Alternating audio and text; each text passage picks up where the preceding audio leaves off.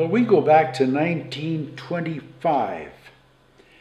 My parents were here in the about 1919, and my mother and dad were married in Nelson in 1925, and I was born in September of that year. My dad's parents came from Saskatchewan. I believe they came because my grandpa's brother was here. Now, why he came here, I don't know, but he lived at Mirror Lake. I am speculating that he talked to his brother about the fruit growing out here.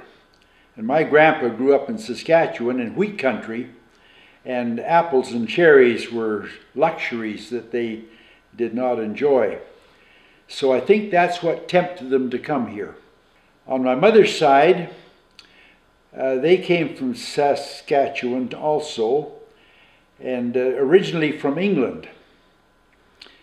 My grandpa was a journeyman electrician in England, so he came to Kaslo as the city electrician, and he ran the Kaslo hydroelectric station on Kaslo River.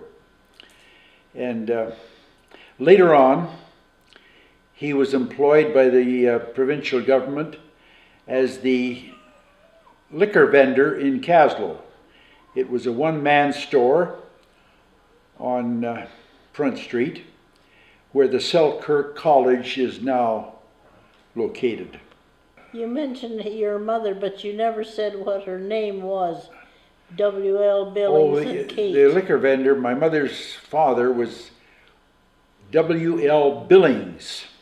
They called him Dr. Billings because if you needed any spirits, you went to the liquor store. And that was supposed to cure everything, to have a bottle of whatever. Where the new liquor store is, across on the opposite side of the street, was my dad's Shell station, a Shell service station. Now, prior to that, my dad, as soon as he and my mother were married, they went to Cooper Creek up in the Lardo country, and my dad tried his hand at cutting ties for the CPR railway. And in those days, they saw the ties were not sawn ties, they were hewn with a broadaxe. So my dad stuck with that job for a while and decided that that was not a good place for a career. So he applied to the Canadian Pacific Railway and he got a job as wiper on the locomotives. But he was soon promoted to fireman. One of my earliest recollections was my dad lifted me up onto the plate on the tender of the steam engine, and he opened the door to the firebox, and I saw this inferno. Now that's a memory that stuck with me ever since. It scared the bejeebers out of me. We also were in the fuel business. We sold firewood and coal. We imported coal from Alberta in 45-ton boxcar loads. So as I was growing up, one of my jobs was to get in that boxcar and shovel coal onto the truck, and then we delivered it around town. We also sold ice, blocks of ice, and everybody had an ice box.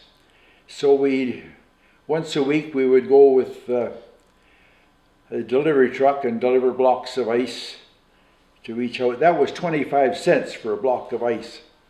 And all the kids would follow us around town because they would get chips of ice as we broke them off. And so where would the ice come from? The ice in July was a real novelty in Kaslo. But the ice house was out in Mirror Lake, and we stored these blocks of ice in sawdust. So it would last right through July. One of the most popular uses of the ice was to make ice cream. We had a hand mixer, and you crank you put ice and salt in around the tub of cream and eggs and vanilla, and made the real ice cream. Certainly this stuff today couldn't compare with the real thing. Now my dad had a fuel business as well as a Shell station, and he also got a contract with Overweighty and Scotty Webster and Pat Burns to deliver the groceries around town. None of the housewives went shopping downtown. They always phoned their orders in and they were delivered to their homes.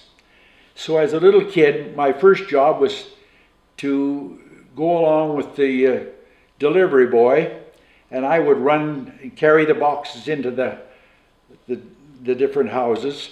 I would just open the back door, run in and put the groceries on the table. I never knocked or anything, and the doors were always wide open. And that's the way it was done. It was nobody was surprised by this. It was just normal thing to do.